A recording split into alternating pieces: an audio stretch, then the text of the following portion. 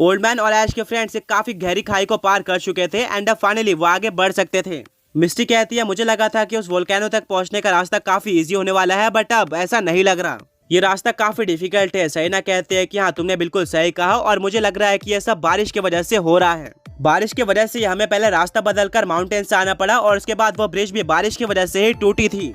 ये सब चीजों को भूलकर ओल्ड मैन और ऐश के फ्रेंड्स आगे बढ़ते हैं। ब्रॉक मैप को बाहर निकालता है और कहता है कि हमने वोल्केनो तक पहुंचने का लगभग आधा रास्ता पार कर लिया है, हमें कुछ ही दिनों के अंदर ऐश तक पहुंच जाना चाहिए। हाँ, अगर बीच में और भी कठिनाइयां नहीं आती है। ओल्ड मैन कहता है ये तो काफी अच्छी न्यूज है।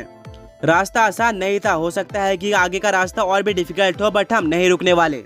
सरप्राइजिंगली काफी टाइम ट्रैवल करने के बाद उनको फाइनली एक ऐसा रास्ता देखने को मिलता है जो कि बिल्कुल भी डिफिकल्ट नहीं था। वो काफी आसानी से आगे बढ़ रहे थे और बारिश भी स्लो होना स्टार्ट हो जाती है, जो कि ओल्ड मैन और ऐश के फ्रेंड्स के लिए काफी अच्छा साइन था। सभी लोग काफी खुश होते हैं, पर ये खुशी ज्यादा देर तक नहीं चलती क्योंकि उनके सामने 3 एजेंट्स आ जाते हैं। पर ये पिछले कुछ एजेंट्स की तरह नहीं थे। इन्होंने ब्राइट रेड कलर के यूनिफॉर्म पहने हुए थे। इनके ड्रेस पर 2 स्टार्स बने हुए थे। इनके पोकेमॉन पहले से बाहर निकले हुए थे, जो कि पिछले बार के मुकाबले ज्यादा एग्रेसिव और स्ट्रॉन्ग लग रहे थे। ब्रॉक कहता है मुझे इतना तो पता है कि हेक्टर के एजेंट है, बट ये बिल्कुल भी नॉर्मल एजेंट नहीं लग रहे हैं। इससे पहले ब्लैक ड्रेस वाले एजेंट्स आ रहे थे। ओल्ड मैन कहते हैं कि मैंने इनसे फाइट कर रखी है। ब्लैक ड्रेस वाले टियर 1 एजेंट होते हैं जो कि सबसे वीक होते हैं, और ये रेड ड्रेस वाले टियर 2 एजेंट हैं जो कि उनसे ज्यादा स्ट्रॉन्ग होते हैं। बट कोई बात नहीं, तुम सब पीछे हट जाओ, मैं इनको संभाल लूंगा। तीनों एजेंट्स में से एक एजेंट स्माइल करता है और कहता है कि अभी भी तुम्हारे पास टाइम है, वापस चले जाओ। हम तुम्हें छोड़ देंगे और फाइट नहीं करेंगे, बट अगर तुम जिद करते हो तो हम तुम्हें डिस्ट्रॉय करके रख देंगे।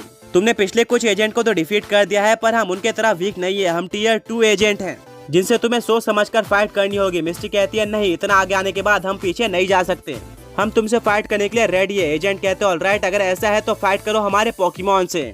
एजेंट्स अपने तीनों पोकेमॉन्स को भेज देते हैं। ओल्ड मैन उन पोकेमॉन से फाइट करने के लिए पूरी तरह से रेडी थे, पर तभी ब्रॉक ओल्ड मैन के शोल्डर पर हाथ रखता है और कहता है इस बार आप बैटल मत करो, इस बार मैं फाइट करने वाला हूँ। ओल्ड मैन कहते हैं बट ब्रॉक तुम्हारे पास तो वीक पोकेमॉन्स है जो कि इन एजेंट का सामना नहीं कर पाएंगे।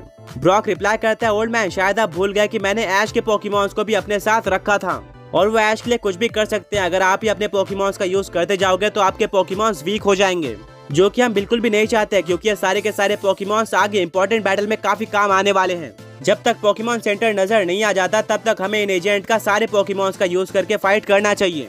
ब्रॉक की बात बिल्कुल सही होती है, जिसके चलते इस बार ओल्ड मैन ब्रॉक को फाइट करने देते हैं। ब्रॉक ने पहले से सोच कर रखा था कि वो किस पोकेमॉन को बाहर निकालने वाला है। वो बिना कुछ सोचे समझे बाहर निकालता है चार्जर्ड को और कहता है कि ऐश का चार्जर्ड मुझे शुरू से ही काफी पसंद था और मैं हमेशा से इसको यूज करना चाहता था। आज मेरा ये सपना पूरा होने जा रहा है। चार्जर्ड ब्रॉक की तरफ देखता है और थम्स अप करता है, यानी कि वो ब्रॉक के ऑर्डर मानने के लिए पूरी तरह से रेडी था।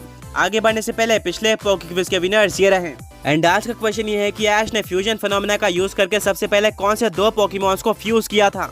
फाइट शुरू हो जाती है। एजेंट के तीनों ही पोकेमॉन एक साथ अटैक करते हैं और ब्रॉक कहता है चार्जर्ड फ्लेम थ्रोअर का यूज करो। फ्लेम थ्रोअर एक साथ तीनों ही पोकेमॉन्स के ऊपर लग जाता है, जिससे 2 पोकेमॉन तो पीछे हट जाते हैं, पर एक पोकेमॉन चार्जर्ड के ऊपर अटैक कर देता है, जिससे चार्जर्ड को डैमेज तो पड़ता है पर उसको ज्यादा फर्क नहीं पड़ता। ब्रॉक कहता है चार्जर्ड क्या तुम ठीक हो। चार्जर्ड अपना सर हिलाता है। ब्रॉक कहता है ऑलराइट, अभी यूज करो अपना one of the strongest attack, यानी कि ब्लास्ट बन का।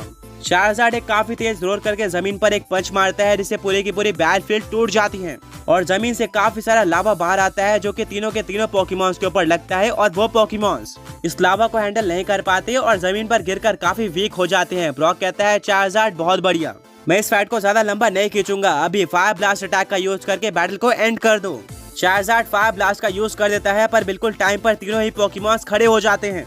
वो अपने स्पीड का यूज करके फायर ब्लास्ट को डॉज कर लेते हैं एंड चार्जर्ड को तीनों तरफ से घेर लेते हैं, जिसके लिए चार्जर्ड बिल्कुल भी रेडी नहीं था। तीनों तरफ से वो पोकेमॉन चार्जर्ड के ऊपर अटैक यूज कर देते हैं, जिससे चार्जर्ड को हैवी डैमेज पड़ता है और उसका बैलेंस बिगड़ जाता है, बट इसके बाद भी चार्जर्ड नीचे नहीं गिरता और वो काफी गुस्से में आकर तीनों ही पोकेमॉन्स के ऊपर ओवरहीट अटैक का यूज कर देता है, जिससे तीनों ही पोकेमॉन्स अपने अपने पोकेमॉन ट्रेनर यानी कि एजेंट के ऊपर टकराते हैं और हार जाते हैं। ब्रॉक कहता है चार्जर्ड बहुत बढ़िया, हमने तीनों एजेंट्स को डिफीट कर दिया। चार्जर्ड ज्यादा रिएक्शन नहीं देता, मानो कि ये उसके लिए छोटी मोटी बात हो। तीनों ही एजेंट्स अपने अपने पोकेमॉन को पोकेबॉल के अंदर वापस लेते हैं और वहाँ से जाने वाले होते हैं, पर जाने से पहले वो ओल्ड मैन और ऐश के फ्रेंड्स को वार्निंग देते हैं कि आगे और भी काफी सारे एजेंट्स हैं जो कि तुम्हें हेक्टर तक नहीं पहुंचने देंगे। ये सुनकर एजेंट्स वहां से चले जाते हैं। ओल्ड मैन कहते हैं कि मानना पड़ेगा, ब्रॉक ने ऐश के चार्जर्ड को बहुत ही अच्छे तरीके से यूज किया है और बिल्कुल सही टाइम पर सही अटैक यूज करवाए हैं।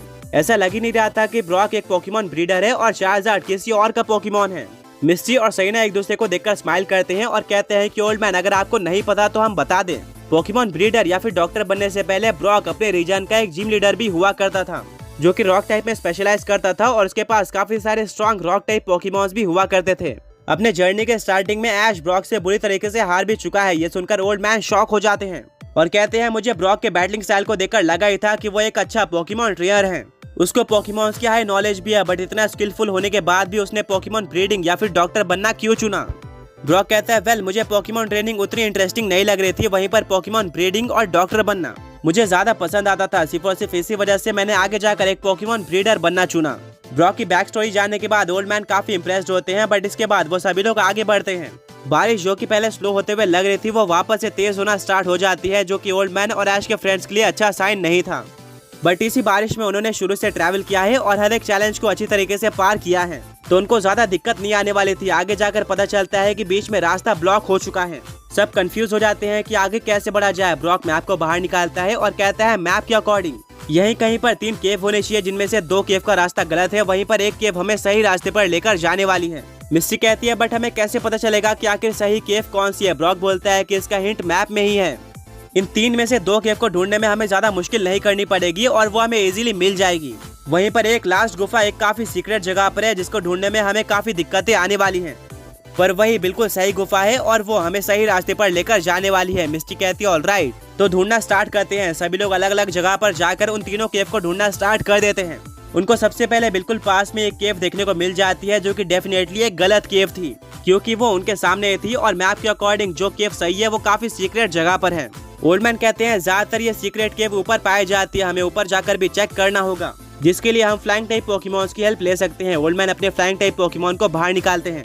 सभी लोग एक एक फ्लाइंग टाइप पोकेमॉन के ऊपर बैठकर केव को सर्च करना स्टार्ट कर देते हैं एंड फाइनली उनको ऊपर एक केव देखने को मिल जाती है। पर सबसे बड़ा सवाल ये था कि क्या ये केव एक सीक्रेट जगह पर है?